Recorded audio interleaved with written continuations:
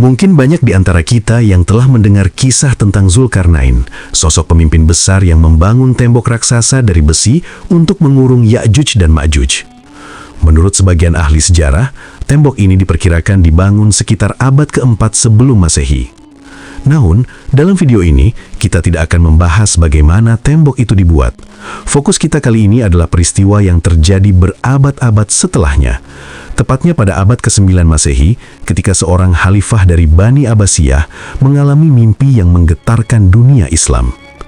Artinya, kita akan membahas sebuah peristiwa yang terjadi sekitar 1200 tahun setelah tembok itu dibangun, atau lebih dari 200 tahun setelah Al-Quran menceritakan kisah Zulkarnain. Apa isi mimpi sang khalifah? Dan apa tindakan yang ia ambil setelah mimpi tersebut? Inilah kisah pencarian keberadaan tembok Zulkarnain.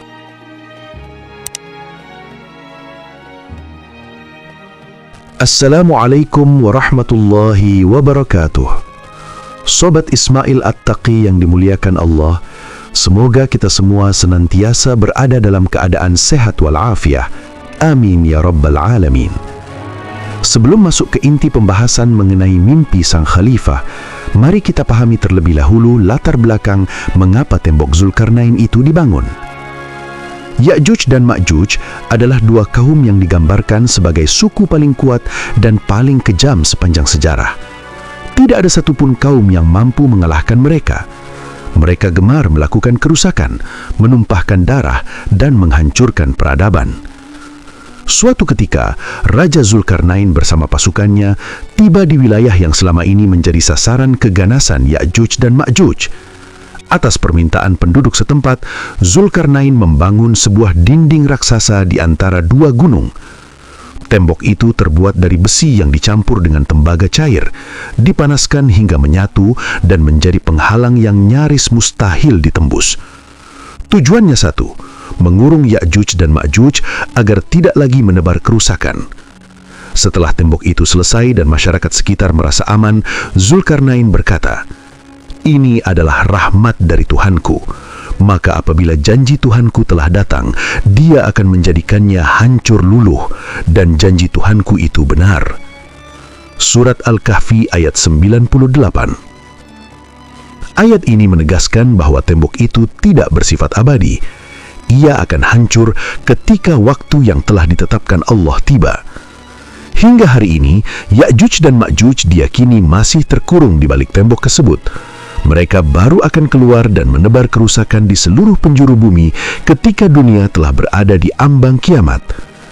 Dalam sebuah hadis sahih, Rasulullah SAW pernah terbangun dari tidurnya seraya bersabda, "La ilaha illallah, celakalah orang-orang Arab karena keburukan yang telah dekat."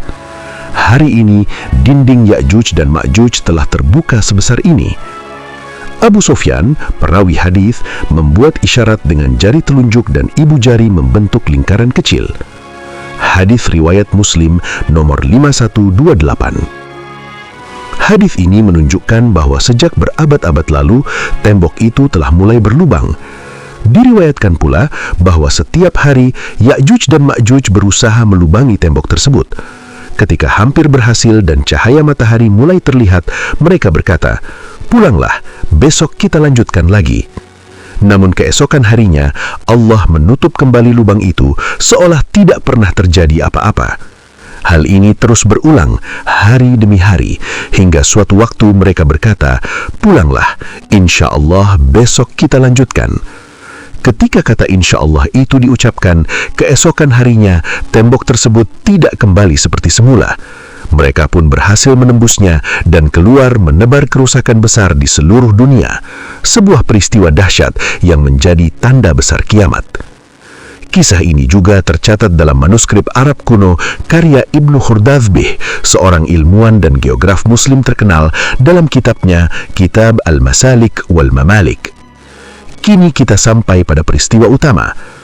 Pada suatu malam di masa kekhalifahan Bani Abbasiyah, Khalifah Al-Wathiq Billah mengalami mimpi yang sangat mengerikan.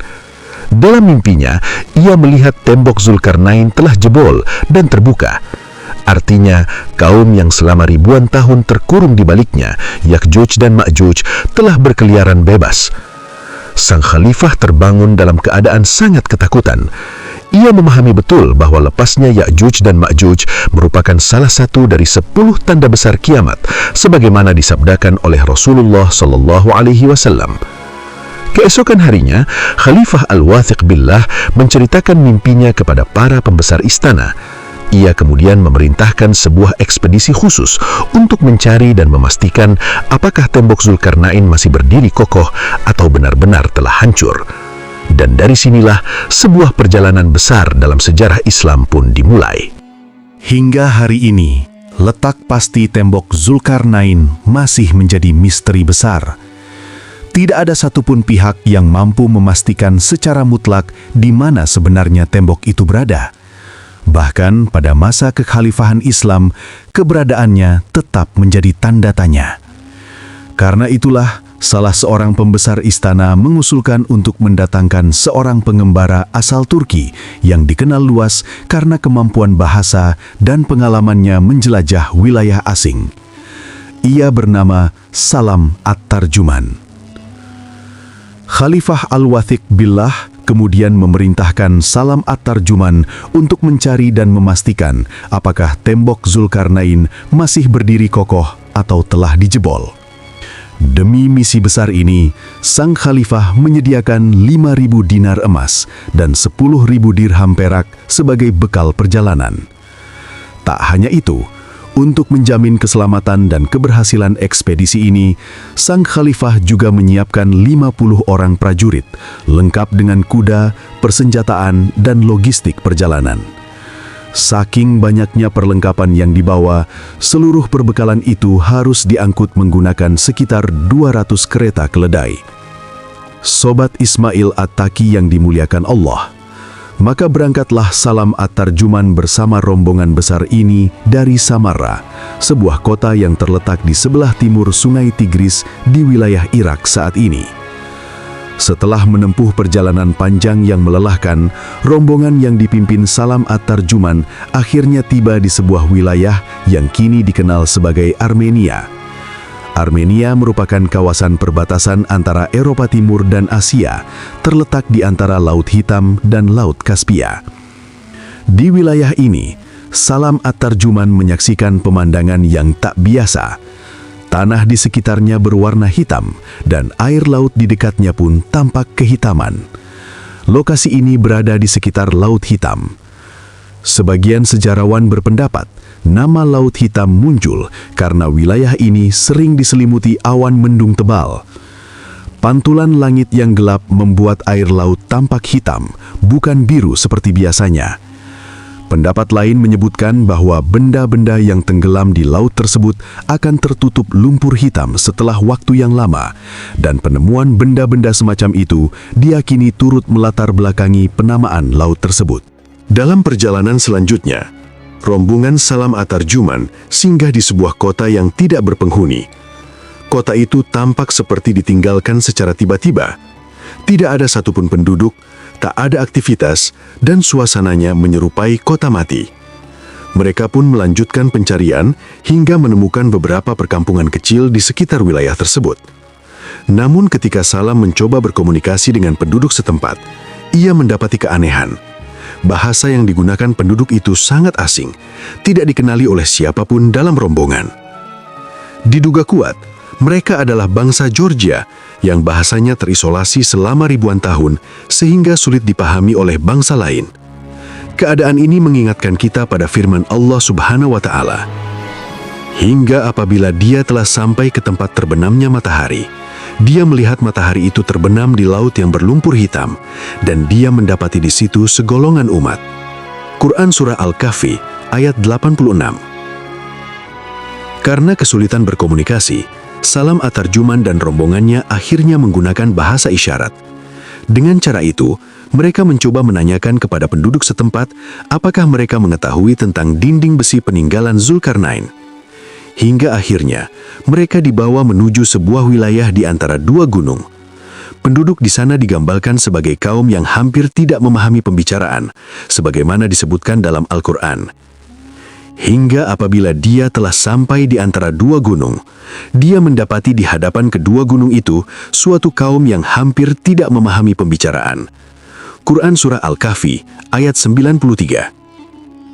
Penduduk setempat kemudian menunjukkan sebuah lokasi yang diyakini sebagai gerbang atau dinding besar yang terbuat dari besi dan tembaga.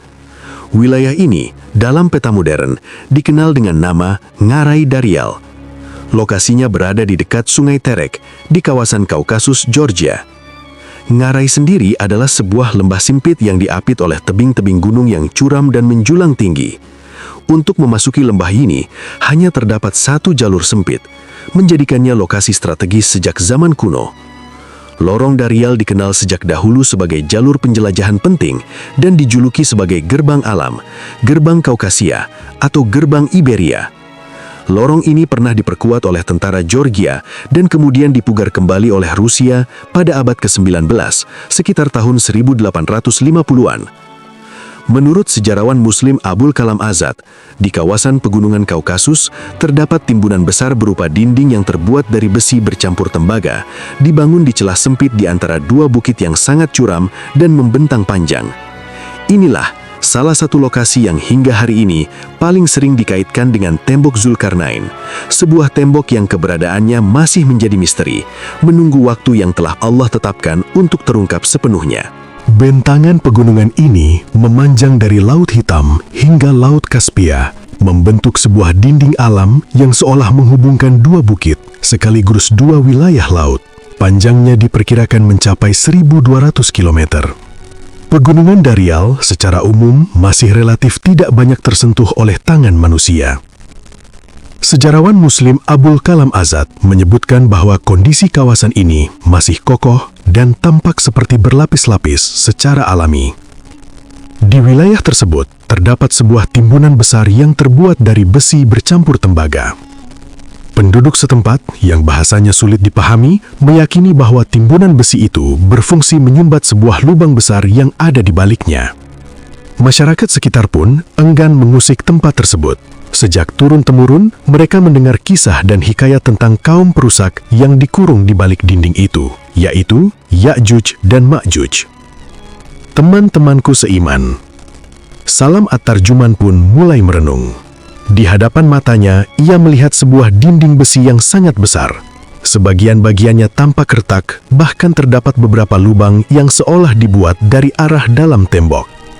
Dalam hatinya, Salam bertanya-tanya, jangan-jangan inilah tembok besi yang dahulu dibangun oleh Zulkarnain. Ia pun bertanya kepada penduduk sekitar, apakah mereka pernah melihat sesuatu di balik tembok atau gunung tersebut. Penduduk kampung menjawab melalui isyarat bahwa kadang-kadang mereka melihat sosok-sosok berlarian di puncak gunung. Sosok itu digambarkan bertubuh kecil, liar, dan kasar. Bahkan pada waktu-waktu tertentu, penduduk setempat pernah menggedor dinding besi itu, dan dari baliknya terdengar suara raungan manusia yang keras dan mengerikan. Mendengar kesaksian itu, Salam At-Tarjuman menyimpulkan bahwa makhluk-makhluk itulah yang selama ini dikenal sebagai Ya'juj dan Ma'juj. Sebagai bukti, Salam kemudian mencungkil sebagian kecil dinding besi tersebut dan membawanya kembali ke istana. Setibanya di hadapan Khalifah Al-Wathiq Billah, ia menyerahkan potongan besi itu sebagai tanda bahwa ia benar-benar telah menemukan dinding tersebut. Salam melaporkan bahwa tembok Zulkarnain masih berdiri, namun kondisinya tidak lagi sempurna. Terdapat retakan-retakan dan lubang-lubang kecil yang mengindikasikan bahwa dinding itu perlahan melemah. Ia pun menyampaikan kekhawatirannya. Mungkin suatu hari nanti dinding itu akan runtuh. Mendengar laporan tersebut, sang khalifah merasa lega karena tembok itu belum jebol, namun sekaligus diliputi ketakutan akan apa yang akan terjadi jika Ya'juj dan Ma'juj benar-benar keluar. 60 tahun kemudian, pada masa Khalifah Abbasiyah ke-18, yaitu Al-Muqtadir Billah, kisah ini kembali mencuat. Sang khalifah mengutus seorang duta bernama Ahmad bin Fadlan yang lebih dikenal sebagai Ibnu Fadlan untuk mengirim bantuan ke wilayah Bulgaria Volga, kawasan yang berada tidak jauh dari lokasi yang sama. Bulgaria Volga pada masa itu merupakan kota muslim kuno yang cukup berpengaruh. Dalam catatannya, Ibnu Fadlan juga mengaku menemukan jejak Ya'jud dan Ma'jud. Namun, yang mengejutkan, ia menggambarkan mereka bertubuh sangat besar, bahkan setinggi pohon kurma. Penduduk sekitar menyebut makhluk-makhluk raksasa itu sebagai Ya'jud dan Ma'jud. Disinilah muncul perbedaan besar dalam riwayat. Rasulullah Shallallahu Alaihi Wasallam bersabda, "Kalian berkata tidak ada musuh, padahal kalian senantiasa memerangi musuh, hingga datang Ya'jud dan Ma'jud, bermuka lebar, bermata sipit dan berambut pirang. Mereka datang dari setiap penjuru, wajah-wajah mereka seperti perisai yang dilapisi kulit." Hadis riwayat Ahmad. Teman-temanku seiman, hingga hari ini, tembok Zulkarnain masih menjadi misteri besar. Tidak ada kesepakatan mutlak tentang lokasi pastinya. Sebagian berpendapat tembok itu berada di kawasan Kaukasus, sementara yang lain meyakini bahwa tembok besar Cina adalah tembok yang dimaksud. Allahu a'lam bis-shawab. Demikianlah kisah tentang upaya pencarian keberadaan tembok Zulkarnain, sebuah perjalanan sejarah yang dipenuhi tanda tanya, ketakutan, dan peringatan akan hari akhir. Semoga kisah ini membawa manfaat dan menambah keimanan kita. Kebenaran mutlak datang dari Allah Subhanahu wa Ta'ala, sedangkan kekeliruan berasal dari keterbatasan manusia. Sampai bertemu di kisah-kisah berikutnya yang penuh hikmah dan pelajaran. Wassalamualaikum warahmatullahi wabarakatuh.